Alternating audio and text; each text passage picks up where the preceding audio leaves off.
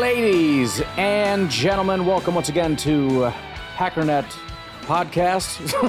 I am your host and resident fanalist, as always, Ryan Schlip. Check us out online, packernet.com. Find me on Twitter, pack_daddy. Well, I told you I'm going to annoy the crap out of you with this. Again, thank you guys so much for all your support, for everything that you guys are doing, and hanging with me in the postseason. Shout out to Jacob Thurloff for joining on Patreon. Really appreciate you. Again, you can join on Patreon, patreon.com/pack_daddy. You can join for free.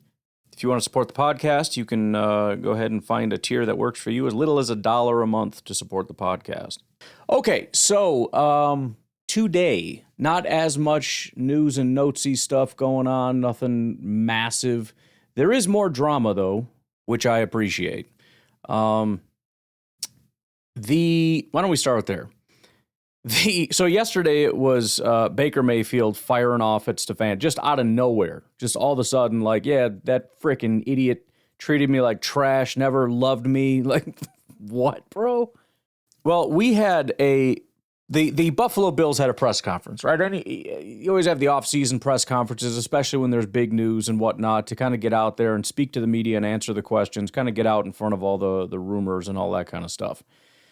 And, you know, they fired their head coach, and so there's some chatter about what's going on over there. And everything seemed cordial. The GM, Brandon Beane, is, you know, he's doing the whole thing. He's, you know, saying all the right words and whatnot. But the owner decided he was just in a bad mood. And what has kind of become obvious to me, which is kind of interesting because, you know, there's always that discussion of what it would be like to have an owner. Should we have an owner? I think most Packer fans are of the mind that having an owner is a disastrous thing that nobody should want. But there is still a contingent that feels that having an owner would be better. Whatever. Here is here is a little snippet of one of the controversial things that happened. In regard to Terry Pegula, who is the owner of the Buffalo Bills. And led to the group falling short of that. I mean, Jay, a bad call. So the question was about, because it got cut off a little bit, but it was kind of intuitive, I suppose. What was it that led to the team falling short? And the GM is there, and he's, you know, kind of hemming and hawing, like, you know, and the owner, Terry Pegula, jumps in and says, a bad call, referring to the coaching staff. Here's the very awkward remaining answer by the GM, who's blindsided by his owner. Yeah, I mean, Jay, I would say we went to Jacksonville and we won, a good team. And led to the just like, anyways, I'll answer that in the old diplomatic way. But that wasn't all. That wasn't the end of this owner who, I mean, it's crazy because you can almost just feel the hatred that this owner has, the anger. And it's funny because we always think of, or I tend to think of, like this disconnect between fans and then you've got all these other people. They don't act this way. You know, coaches are above that and players are above that, although we see them react certain ways. I think everybody acts the same way, but owners do not feel the need to hide any of their feelings. And occasionally you get stuff like this. But you can essentially tell that after that game, the owner was livid and went on the war path, executing the coaching staff. And he's still, you know, however many days later, pushing a week now probably later, they go speak to the media and he's still fuming and popping off at the mouth about how much he can't stand this coaching staff. Here was probably even the more controversial situation at that same press conference with the GM and the owner speaking. And it's funny because the camera's on the GM because we're talking to the GM, but the owner, he's got to put in his own 2 cents. We'll see if they ask the question here or not, but we'll just let this run and see what happens. Yeah, I mean, can I interrupt? I'll address the Keon situation. Talking about Keon Coleman. is the player for the Bills. Still a player for the Bills, by the way. Not a former player. He is on the roster today.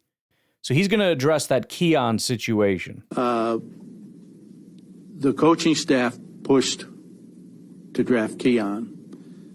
I'm not saying Brandon wouldn't have drafted him, but he wasn't his next choice. That was Brandon being a team player and taking advice of his coaching staff, who felt strongly about the player. And, he's taken, for some reason, heat over it and not saying a word about it. But I'm here to tell you the true story. So, I mean, on one hand, it's kind of like, if you don't dig deep at all, it's kind of like, well, his GM is catching flack over an issue, and the owner steps in to defend the GM. Good for you. Couple problems. Number one, you are immediately, again, just going right at the coaching staff's throat. Well, that stupid decision wasn't the GM's fault. It was the coaching staff's fault. They push for it. Number two, still the GM's responsibility.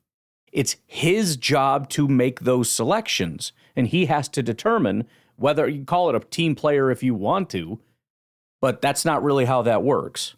So it still doesn't fully exonerate your GM. And then number three, most importantly, you're essentially, as the owner, saying that Keon Coleman was a terrible pick, a terrible player. He shouldn't be here. But it's not the GM's fault because the GM didn't want him. I didn't want him. The stupid coaching staff that I just fired is the one that pushed for him and advocated for him. And so we decided to go ahead and pull the trigger on Keon Coleman, even though nobody wanted him. Now, to be clear, Keon Coleman was the number 33 selection in 2024, basically a first-round pick going into his second year. He is still a young player that hasn't even hit that third year of his tenure here. He's a guy that presumably has a good amount of talent, and you're about to bring in a new coaching staff, potentially somebody like Brian Daboll or whatever, to come in here and possibly get the best out of this guy. To just frickin' steamroll him is insane to me. I had somebody comment on when I had posted about some of this stuff that let me find the exact quote here. Sam over on X when I posted that, not throwing any shade here, Sam, but it says, transparency and honesty are crazy things. Love it. I do get that, and I get that fans are so sick of coach speak and all that stuff, and I get that they want transparency and they want honesty, and I think that there's an argument that maybe the Packers in particular are a little bit more vague than they need to be, possibly. But I mean, if this is the case, we're going to try to fight, on this. We're going to die on this hill that this is not working against the idea that owners are a bad thing, or that in some way that this is a positive thing. Again, we can maybe make a couple tweaks here and there, but that's terrible. To be clear, that would be essentially the same thing as Jordan Morgan. So imagine if, just to make this a parallel here, we did end up firing Matt LaFleur, right? And Brian Gutekunst comes to the podium, and policy's just kind of off to the side, and they're asking questions about Jordan Morgan, and he isn't quite developing like you had thought. And Gutekunst goes to start giving an answer, and policy jumps in and says, just so we're clear, Gutekunst isn't the one that picked Morgan. That was the coaching staff. That was Matt LaFleur who was pushing for Jordan Morgan. Let's just say that wouldn't inspire a lot of confidence in me that Jordan Morgan is, number one, a very good player because apparently the GM didn't want him. Doesn't inspire a lot of confidence in my GM because he picked somebody that he didn't really want. Doesn't inspire a lot of confidence that he's going to improve. Doesn't inspire a lot of confidence that the team is going to want to keep him. And it certainly doesn't make me think that Jordan Morgan is going to be very happy to be here because he now just got the message that the team doesn't want him. And the only people that did want him just got fired. And so now I'm, if I'm Morgan in this case or Coleman, I mean, I'm on my phone with my agent like, look, I know I'm just a second-year guy going into my third year, but do we need to talk about a trade here? Or like, what do we do? I mean, if I'm Brandon Beane in that situation, the second this press conference is over, I grab my phone, go in the back and call Keon Coleman and be like, bro, listen, you're going to hear some stuff pretty soon.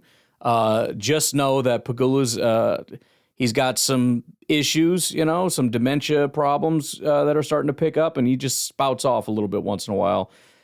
I thought you were great. You were 100% my decision. You know what I mean? Like, you got to get out in front of that and do some damage control, which, by the way, is not uncommon when it comes to owners having to get out and do damage control because these guys are popping off at the mouth saying stupid crap. The comment section, by the way, is hilarious. I see that it was auto playing. I was just going to tell you I can't play that. But you've got comment section down here like, what exactly did I do wrong here?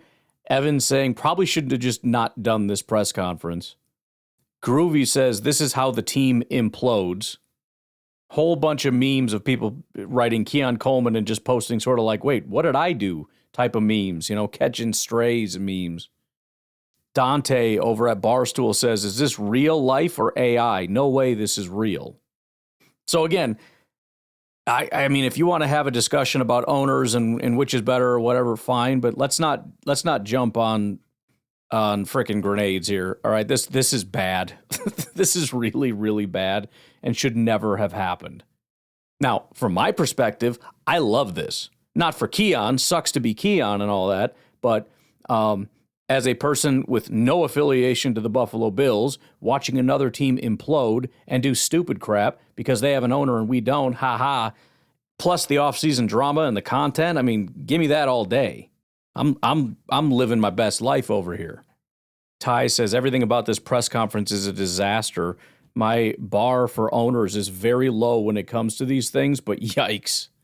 In other news that falls in the category of peak off-season content, the San Francisco 49ers are investigating the conspiracy theory that an electrical substation near the team's practice facility could be contributing to the injuries the Niners have suffered over the last few seasons. Ooh.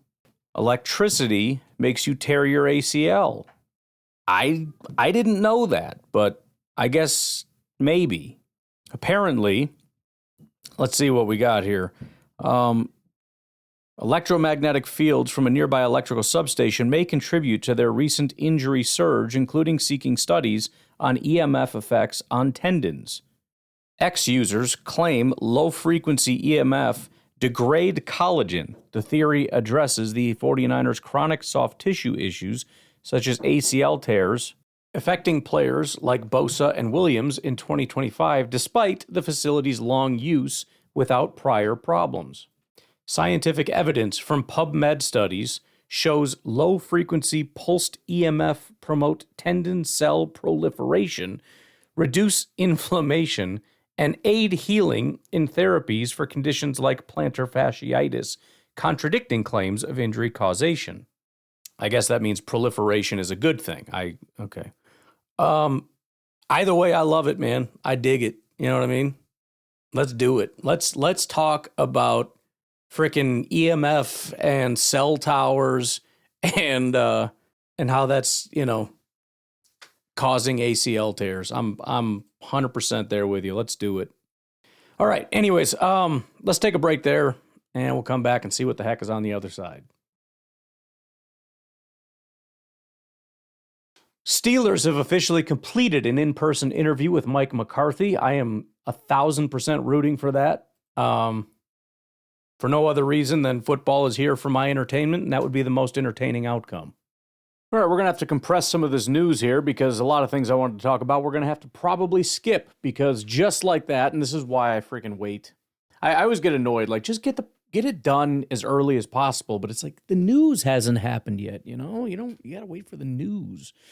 All right, very quickly through some of this stuff. Again, it's significantly less important than I thought it was going to be. First of all, NFL draft news. Not that it necessarily pertains to us, but it does pertain to the draft and the excitement of it in the Senior Bowl. And that is defensive end Ruben Bain has officially accepted his invite to the 2026 Panini Senior Bowl. So that'll be exciting to be able to get some eyes on him. And then Falcons requested to interview Bears assistant GM Ian Cunningham. I don't have a lot of respect for their front office, but they've got if they have a guy that's kind of working under there that's got a reputation, kind of a talented guy, potentially could take the job if Poles gets fired. Yeah, get him out of there. Get him out of there. Hire away all of them. Strip that team completely bare. That's what I would like. All right, I'm going to skip everything else. A couple of things. Let's do this first before we get to the coaching stuff. So, what is her name? Beep-beep-bop-a-doo-boo-boo. Kay Adams did an interview with Romeo Doubs. Just want to play a couple little excerpts from that. So here is Romeo Doubs on Up and Adams with Kay Adams. Will you be? And I will leave that unknown. I would love to be a Green Bay Packer, but I'm just aware of this business. I understand how things go. And, I just keep it short. Keep it real short. Can I ask you this? When you're on Amazon buying things, like you look at like value, priority, what's important. I'm going to go over a little. I'm so sorry. What's important to you as a free agent? Is it being a true labeled wide receiver one? Is it, what's important to you as you will hit the market and you'll get wined and dined by teams wanting to bring you home? I got to be honest. I get it.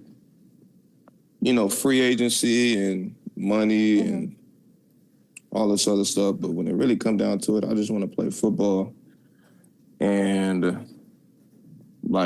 again, the situation is everything. I know there's a lot of energy that goes into that.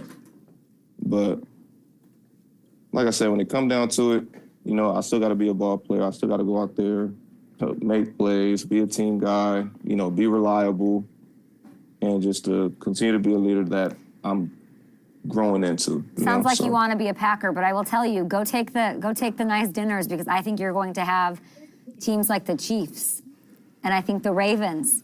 I'm looking Giants. I made a list. Saints, Titans. You can go team up with Halfley. There will be lots of calls for you, Romeo Doubs, and I hope you enjoy that. Ultimately, I hope you do whatever makes you happy. So we haven't really delved into that a ton so far. I kind of wanted to a little bit talk about it today, but again, a lot of stuff came up. Nothing is 100% set in stone, but we can kind of see the writing on the wall, at least insofar as what is his value to the Packers compared to what is his value for some other wide receiver desperate team. I like Romeo. I think the Packers like Romeo. We know that Jordan likes Romeo.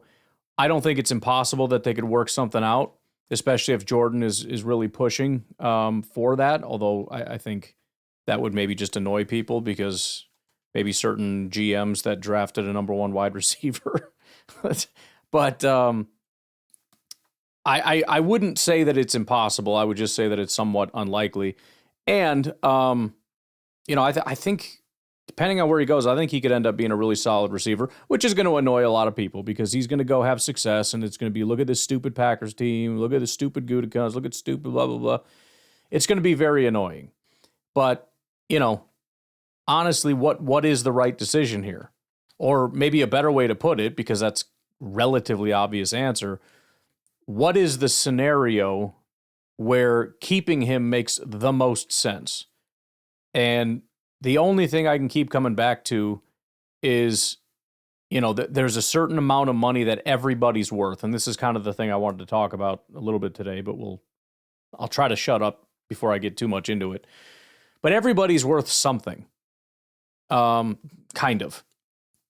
And the question is, what is the number that makes sense? And the problem that I keep coming back with, and this is going to be the case with a lot of guys, is that number for the Packers is going to be less than some of the teams that Kay Adams, for example, listed. You look at the Chiefs, who are going to be pretty desperate because you have Patrick Mahomes, you have a legacy now, you have all these things that have gone in your favor, and you missed the freaking playoffs.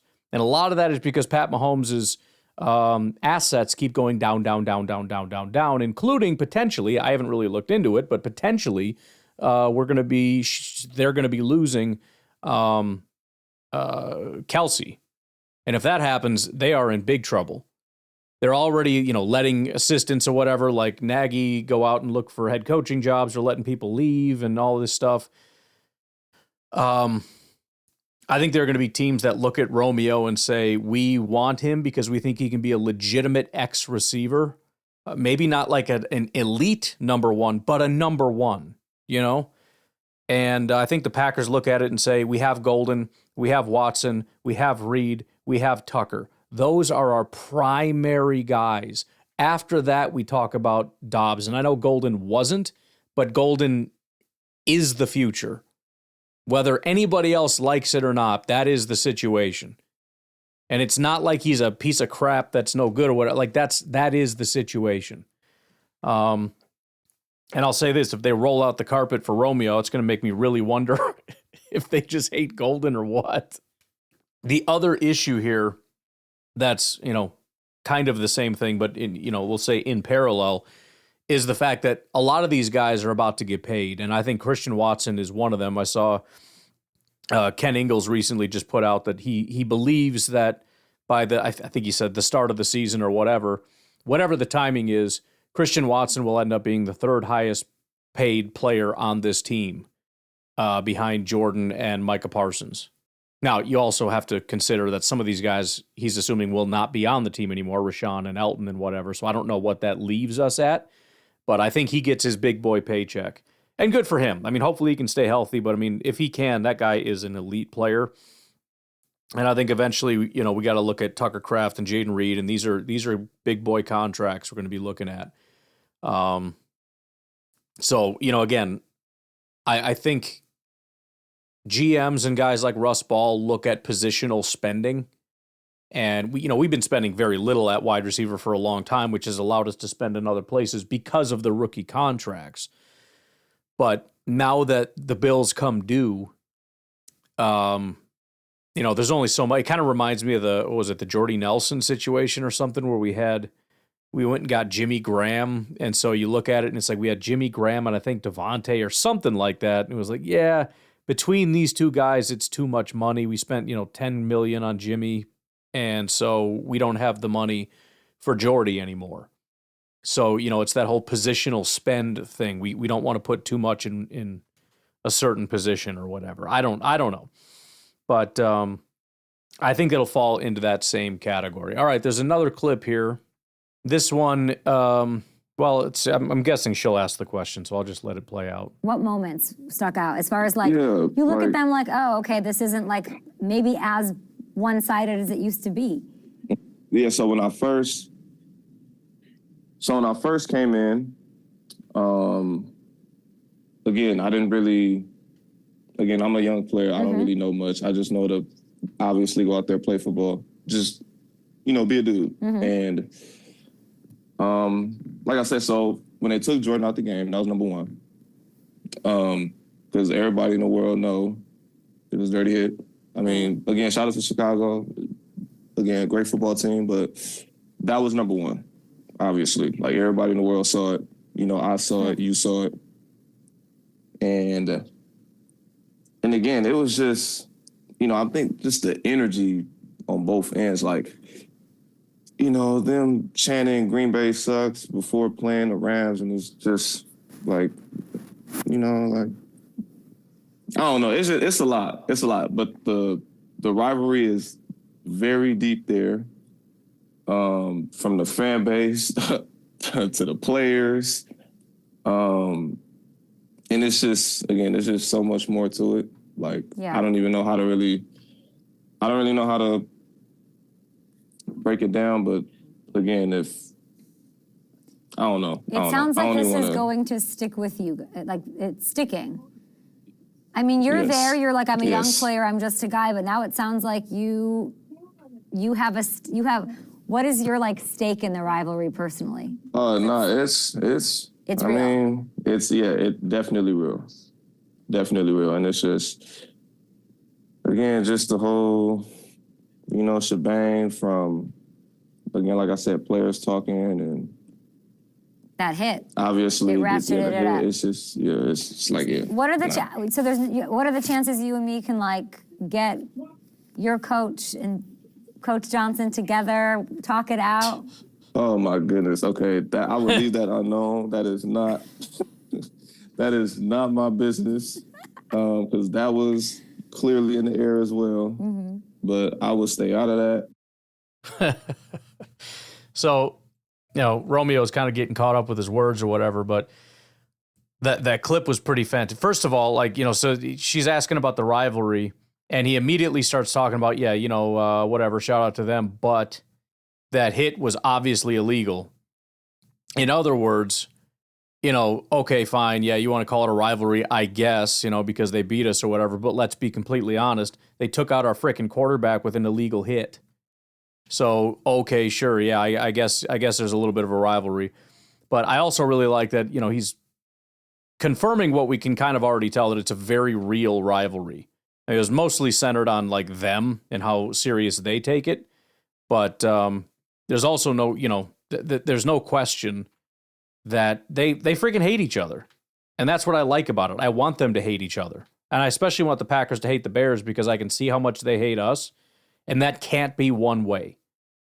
That can't just be like they're coming at you like that and talking all that trash and treating you a certain way and you're being cordial. We can't do that.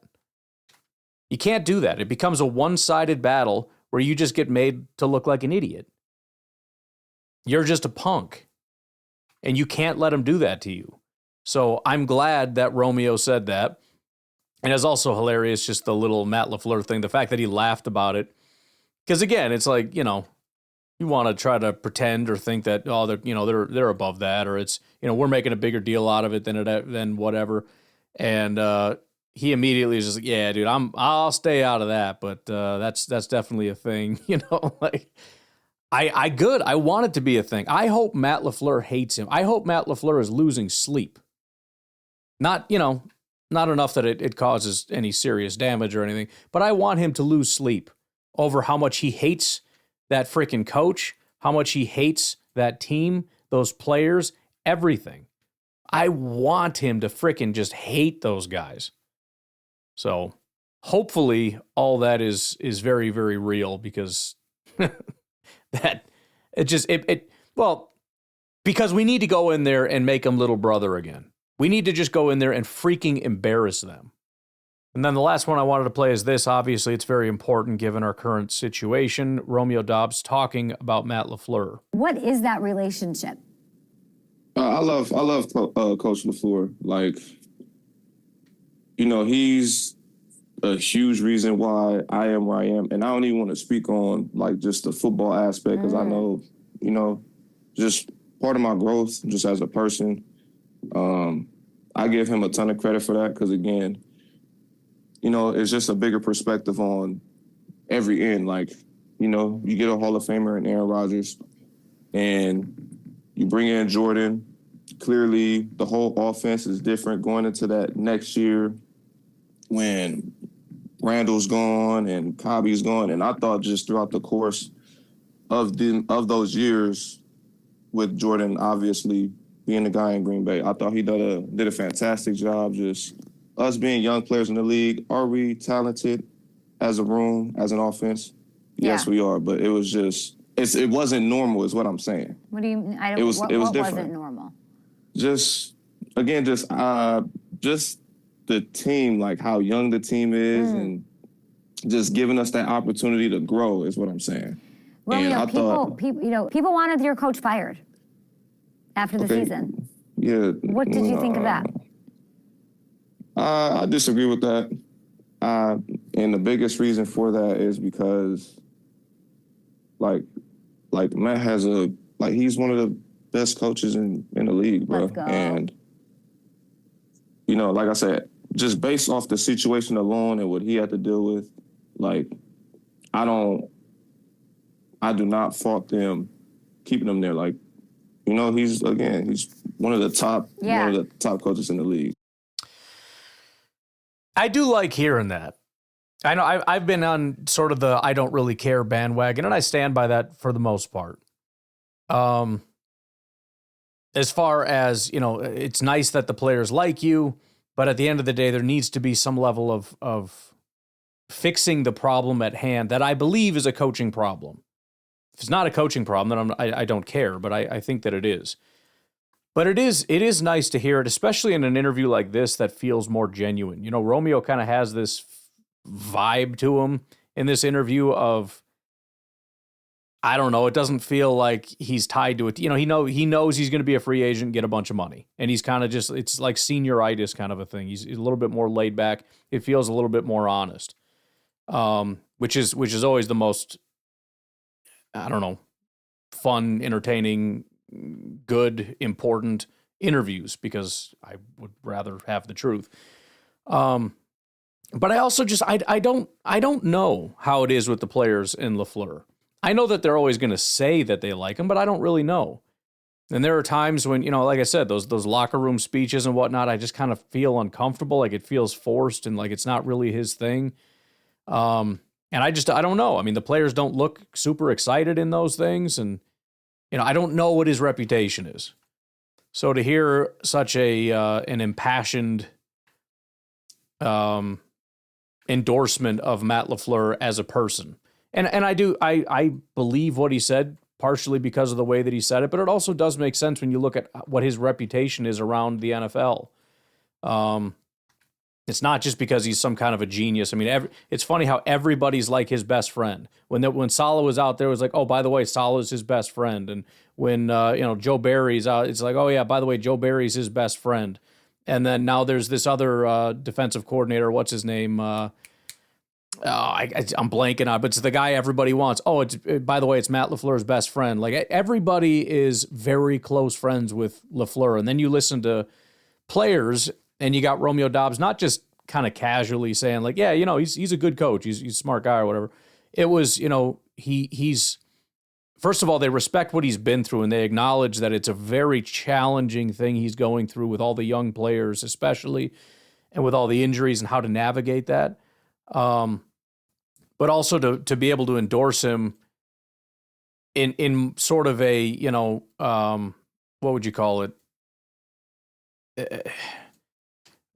Something bigger than football. You know what I mean? I think that's good, because I think one thing that could be beneficial, because again, I'm still trying to answer that question. Okay, what's different? How do we fix it?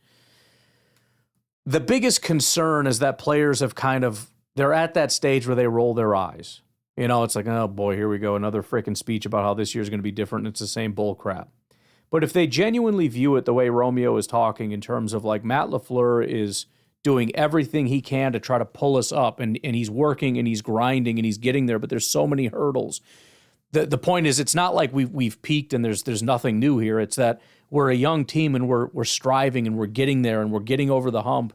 And if the guys can believe that, and as long as they can continue to believe in Matt LaFleur and believe in the vision that they can do this, again, as much as we might say that this is stupid or it shouldn't matter as far as the motivation, rah-rah, whatever you want to call it, it does matter. And I guess the biggest question is, can Matt LaFleur still provide that? And it does matter if he can get buy-in. Now, again, it still has to show up on the field. Something does have to be different, but it is good to hear that, again, in a format that feels a little bit more honest. You know, it'd be good to hear about Matt LaFleur from former players and whatnot. Obviously, and you know, everybody has detractors. Everybody's going to have guys that really love and respect you based on things you've gone through and personalities or whatever. And other guys are going to be like, I ain't freaking like that guy. But I think ultimately I am very happy that we have LaFleur. I mean, I still think he is an offensive wizard. He obviously is very good with people, even if there are certain qualities. You know, there's a lot of different ways to be good with people and coach people and whatever. But I think as a coach, as a instructor, as a play caller, as a game designer, as an offensive mind, all these things, I'm happy to have him, and I'm happy that the players still believe in him. We still got to kind of get over the hump and see how things go, but you know, we shall see. All right, let's take our final break. We got the biggest news still yet to come. All right, let's talk coaches real quick. So 3 different things. Number 1 is Bisaccia. What the heck are we going to do with Bisaccia? The more time goes on, the more it feels like, okay, he's probably just going to stay. I was poking around. There's a ton of stuff that I saw on ESPN Milwaukee that I wanted to talk about. But again, we'll save that. But I was just kind of poking around some different content creators. What the heck are they talking about? And I came across a YouTube video by Aaron Nagler talking about special teams. And he brought up an interesting point that I figured I'd relay to you if you haven't listened to his content. And that was regarding Rich Bisaccia. And the interesting thing here is that he is of the belief that Rich Bisaccia will not be fired, but he will retire. Because Rich Bisaccia, number one, is old. Number two, that was mean and unnecessary, but it's true. Number two has apparently already talked about retirement. He's already kind of mulled it over, and it's been sort of a thing. Number three, last year, if I'm getting this right, and I don't mean to, again, feel free to go find his video, his content to get the full in-depth dive that he did. I'm just giving bullet points here because I thought it was interesting. But last year, they gave him just sort of a 1-year extension. So it's not like a real big commitment. I guess number 4, if that's what we're on, obviously special teams did not go well. And so if we're looking at number 5, it would essentially be tying this all together, which is it didn't go well. And if they're thinking about making some kind of a change or whatever, it might just make sense to mutually part ways. Maybe Bisaccia is kind of on the fence and he's thinking, maybe I'll give it another go if you want to, give it another go with me. But, I want this and I want that. And I, obviously want to keep my title as assistant head coach and everything else. And I'm hoping, and again, maybe I'm being unfair to Bisaccia, and that was part of the ESPN. Actually, that it wasn't the Bisaccia thing; it was something else, which I felt contradictory because it was, whatever. It's possible that it's not Bisaccia, and that there are other things going on. It was, part of what I wanted to discuss was the idea or the lore. Getting back to that. It's a organizational problem. It starts at the top. It's the way that they structure things. They don't invest. They don't do this. They don't do that. Again, we'll probably save that for tomorrow, pending some big news. But the point is, assuming the team felt that it wasn't quite enough, and they do what I think is right, and that is they try to restructure and reorganize a couple things. Obviously we're going to kind of rebuild the defensive side of things. I think they're generally going to be happy with the offensive side, but we shall see. It wouldn't be the worst thing in the world, especially to try to fill that role of assistant head coach and maybe kind of restructure things a little bit to focus on some of those deficiencies that you had. And if they come to that conclusion, again, it might just make sense for Bisaccia to say, I think I'm going to take my leave and go ahead and retire. Now, I'm skeptical that is the path. But again, that was at least brought up as an option, if not a prediction. Oh man, this is hilarious. Somebody dug up a video, by the way. We'll move off of this and transition here anyways.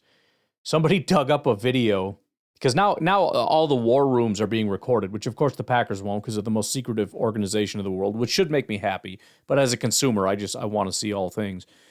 All these other teams, they got cameras in their draft room and then they release videos. They have recordings of the GM Bean in Buffalo, basically bragging about Keon Coleman, how much he wants Keon Coleman, how, unless there's something super appealing, we're not going to give up the opportunity to draft Keon Coleman. So it was the GM, which, by the way, there is a whole other thing going on as far as conspiracy theories that Bean essentially went to the owner to dog the coach and say all these things are his fault to get him fired to save his own job. I'll peruse that, and if there's any meat on those bones, we'll definitely talk about that tomorrow because that is primo juicy man drama, as my wife calls it. Which, by the way, we haven't done a song on that. Shame on me. Okay, let's get into the big news of the day, shall we? Via Tom Pelissero, the Vikings have signed defensive coordinator Brian Flores to a new contract, sources tell me, and Rap Sheet. Flores is still a candidate with the Steelers and Ravens head coaching jobs, but if he doesn't land one of those, he'll stay in Minnesota. So kind of a weird contract structure or something. I don't know. Ari Miroff adds, context, Brian Flores was on an expiring contract, so he was free to do whatever he wanted, even take a lateral move and become a defensive coordinator elsewhere, like Washington, Dallas, or even division rival Green Bay. That's now off the table. Becoming a head coach, which is a promotion, is still allowed, even with the new deal in Minnesota. I had made kind of the joke, but we'll go with it as a very serious potential thing that happened.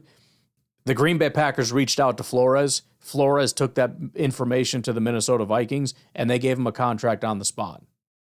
I wouldn't be surprised if that was the situation. Number one, I'd be surprised if the Packers didn't reach out to Flores.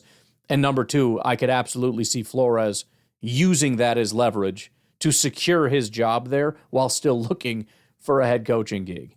Kudos to Flores, man. Very well done. I'm pissed that he's still in Minnesota. And if they actually find defensive talent, we're all screwed.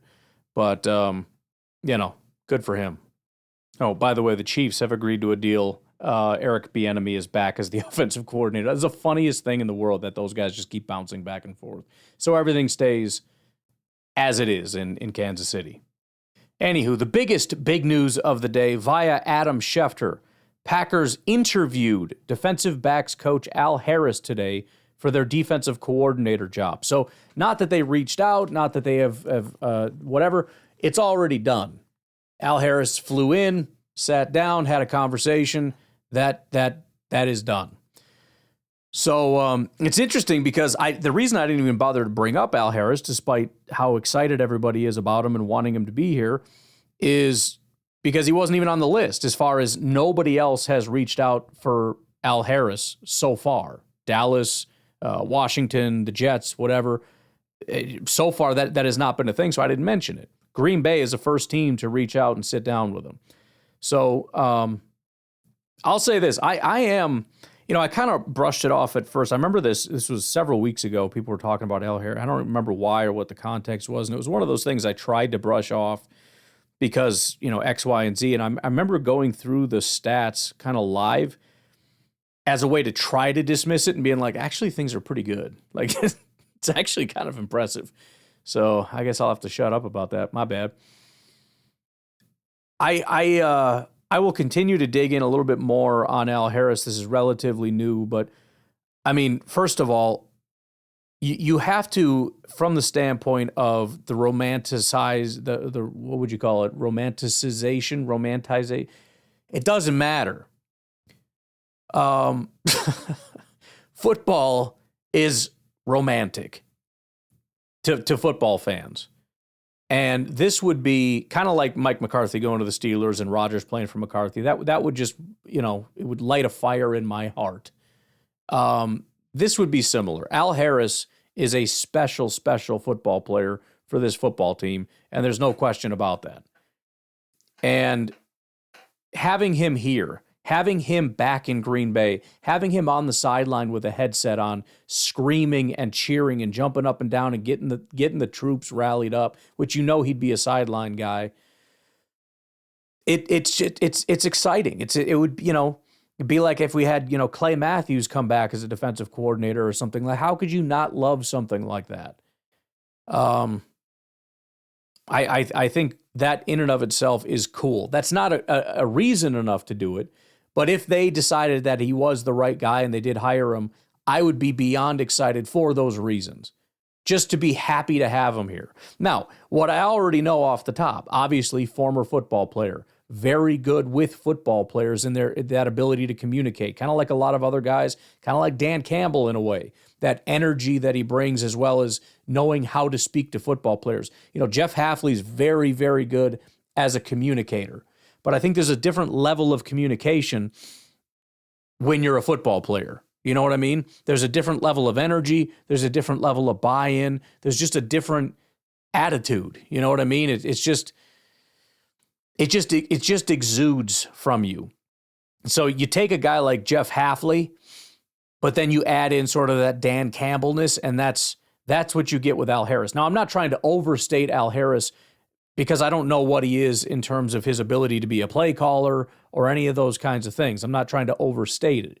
But I'm just saying as far as the the biggest benefit is him as a player coach, as a guy that can communicate and get on your level and explain things in great detail to you to get them to understand. That is the biggest asset with a guy like Al Harris. Let me go through a couple of things that I got dug up here. Obviously, Al Harris, former player, as well as a longtime defensive backs coach. Pull up the old Wikipedias. Started in Tampa, went to Philly for, 5 years, then goes to Green Bay from 2003 through 2010. He spent then 2010 Miami, 2011 St. Louis Rams, before he went to his coaching in 2012 as an intern. The very next year, assistant secondary defensive assistant for 1 year with the Chiefs. The next year, he immediately gets a promotion. So intern, promotion to assistant secondary guy, immediate promotion the next year for Kansas City. Assistant secondary coach, does that for 2 years. Then he gets another promotion, secondary / cornerback coach, does that for 3 years. Then he goes back to college, defensive assistant for a year. Then he goes to the Cowboys, DB coach for 4 years. Cowboys assistant head coach and DB coach. That's that whole thing again, where you're starting to stack those titles. Then he goes to the Chicago Bears, defensive backs coach and defensive pass game coordinator. Now, the Bears defense obviously was not very good as a whole. But if there's one thing that I've always given them respect for, it's the energy and the intensity and the way that they play. Now, I can't give the credit to Al Harris to what happened offense, defense, and special teams for that team. They also had a bunch of injuries to their top cornerbacks, which makes, the evaluation very difficult. If we look at it player by player, Jaquan Brisker, just as far as PFF grade, stayed almost exactly the same. Kevin Byard at 32 years old, 75 PFF grade. That's pretty standard for him, although that is a little higher than the last couple years, and his coverage grade was actually the highest since 2022. If you look at Nashawn Wright, he had his best year, although it was his first time starting, so it's hard to tell. He also came over from Dallas. I'm assuming that was because of Al Harris promoting him or whatever. Tyreek Stevenson in year 3 as a starter had his best year as far as overall run defense and coverage. If we look at Nick McLeod, he was bad, just not good. Jalen Johnson did not have a good year at all, but he played week 2 and didn't come back until week 13. It's hard to kind of evaluate that as far as, Jalen Johnson. That's tough.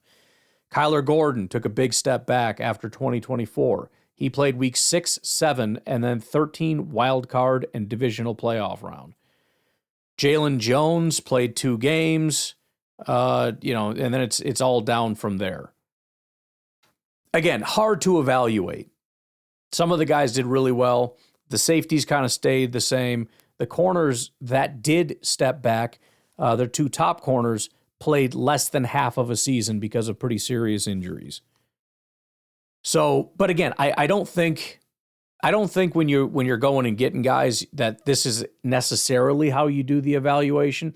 It's a piece of the puzzle. We don't even have half of the information that you're going to be looking at, right? His reputation, his ability to speak, not only to the coaching staff, which, his personality and all that matters, because you're the defensive coordinator. Your ability to have a relationship with Matt LaFleur, a very good one, to have that communication, and then to be able to have the communication with the staff beneath you, your assistant coaches, as well as your ability to communicate to the coach. Like that in and of itself is massive. Then there's the scheme, but also the scheme fit. We look at how bad their DVOA defense was over here. I mean, it doesn't mean nothing, but it certainly doesn't mean everything. You got a bad team with bad players and a bad fit schematically or whatever because, his scheme requires this, that, or the other. He doesn't have a Micah Parsons and a Xavier McKinney and an Edgerrin Cooper, so they couldn't run that scheme, but over here it would work great.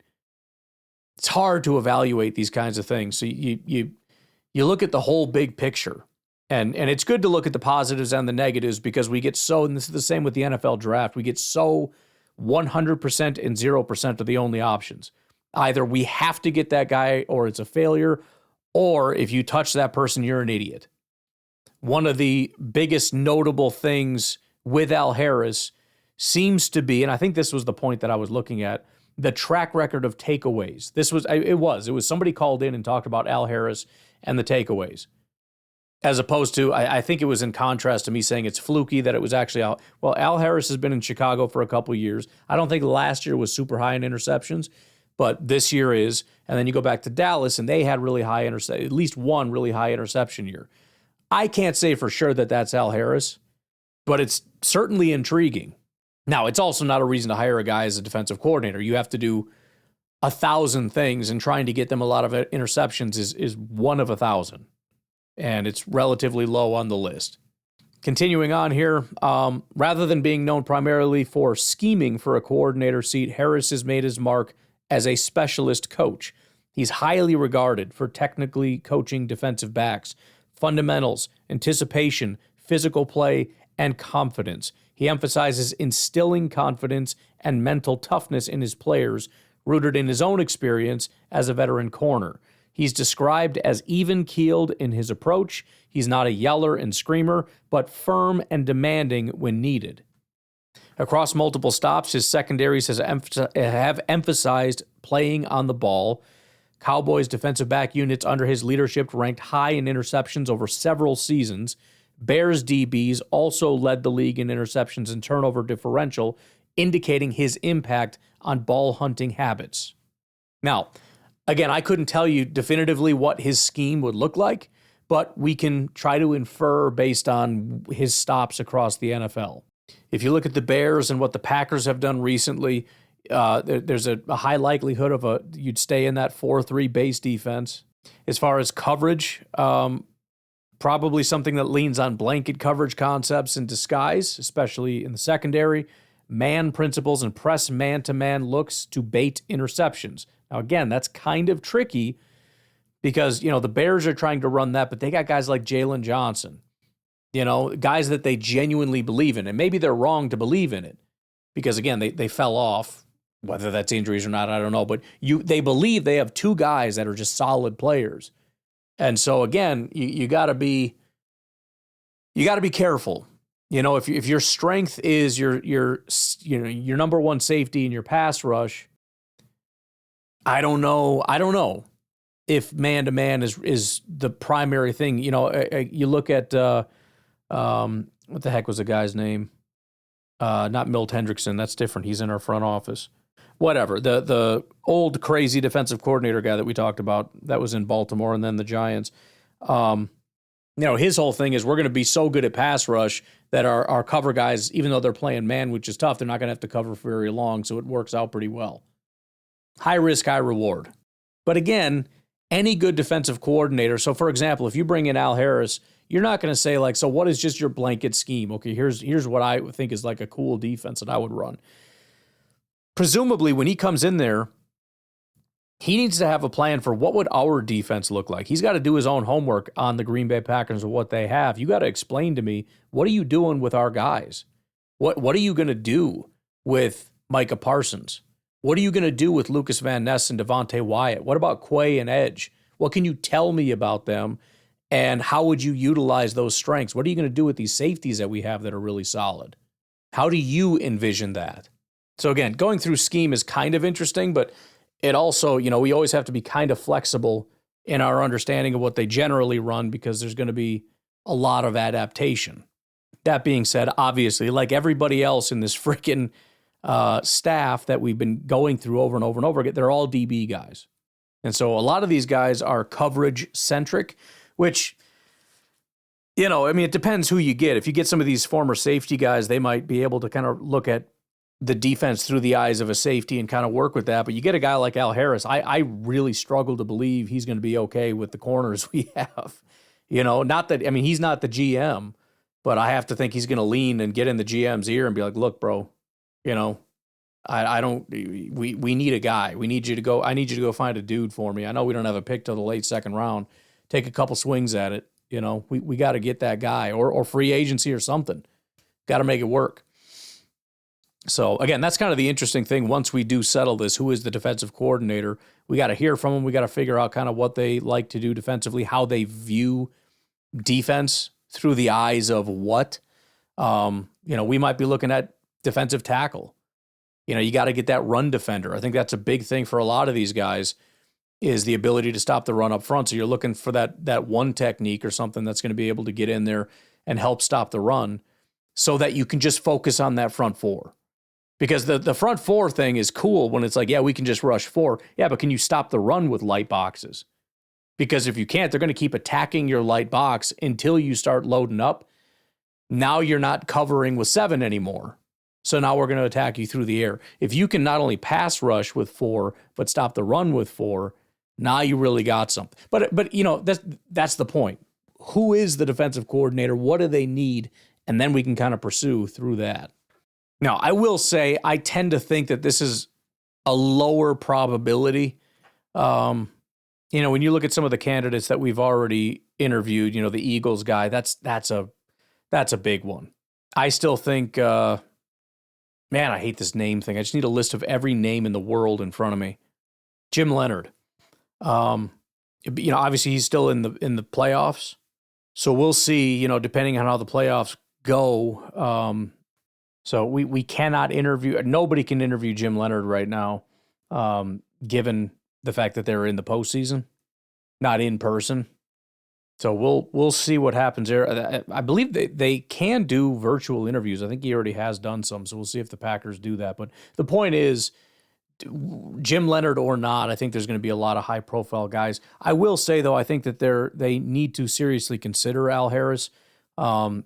It's not because of the interceptions. It's really just because of how the season ended, the way that the team kind of fell off. This need for that veteran voice to step in and inspire a little bit. I don't want to stray too far away from scheme. That's obviously important. You need to have a guy that can put together a game plan, that can, help you guys break down film, come up with a plan for the upcoming offense, and do all those things. It's a lot that we don't know if Al Harris can do, but man, it would be cool to have a voice like that, to be able to inspire the boys. We'll see. Be nice if we could just hire him away for for the job that he's doing for the Bears, but we'll see. I think it's worth at least considering, but again, I do think there are some very serious candidates that are probably in front of him right now. We'll see how it goes. When these things happen, they happen fast. So by the time I close here, we might have something to talk about. But that's it for today. I'm going to get out of here, get rocking on Packernet After Dark. This see if episode is dedicated Chris from Alabama wants to scream to all at the me. coaches that told their players they never And amount to nothing. anyways, y'all have a good rest of your day. I'll talk to you Owners later. running Have a presses good that got too one. messy. Bye-bye. Calling out their own players when they should have stayed quiet. And all the drama in the league, you know what I'm saying? It's all good, baby.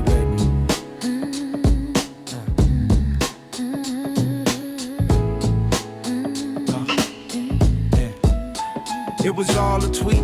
Baker had to read that garbage tape. Stefanski calling him and Watson just a big mistake.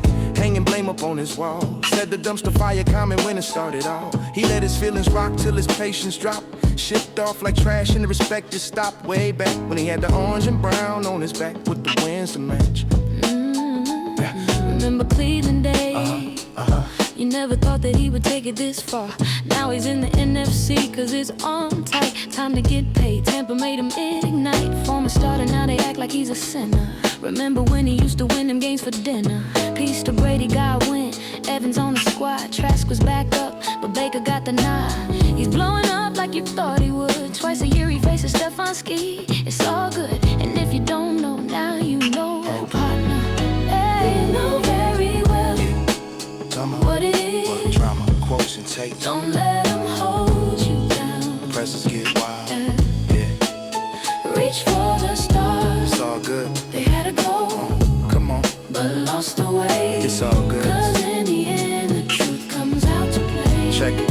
Now let me take you to the Bills and the mess they made. Postseason loss and Terry Pegula took the stage and he was far from me. He threw his coaches all the way under the street. The Broncos won overtime play. Brandon Cooks catch that they still debate today.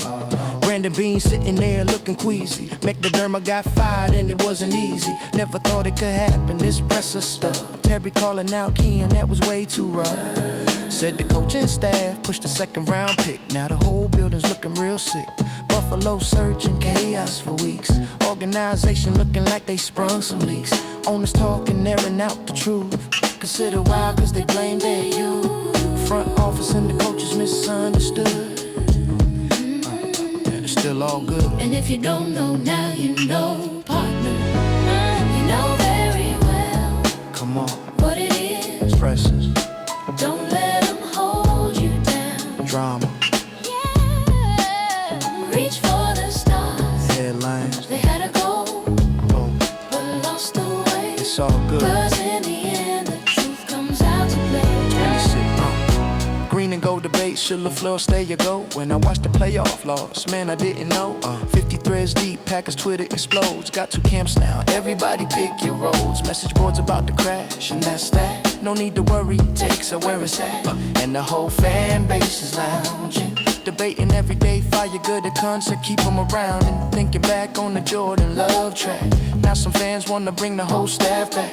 And Basaki catching strays, of course. Special teams every time we take a loss. We used to fuss when the season dissed us. No rings, wonder why the trophy missed us. Off seasons was the worst days. Now we scroll through drama when we thirsty. Man, that's right, I love the life I live. Cause I went from no content to plenty takes to give. And it's all. And if you don't know now, you know.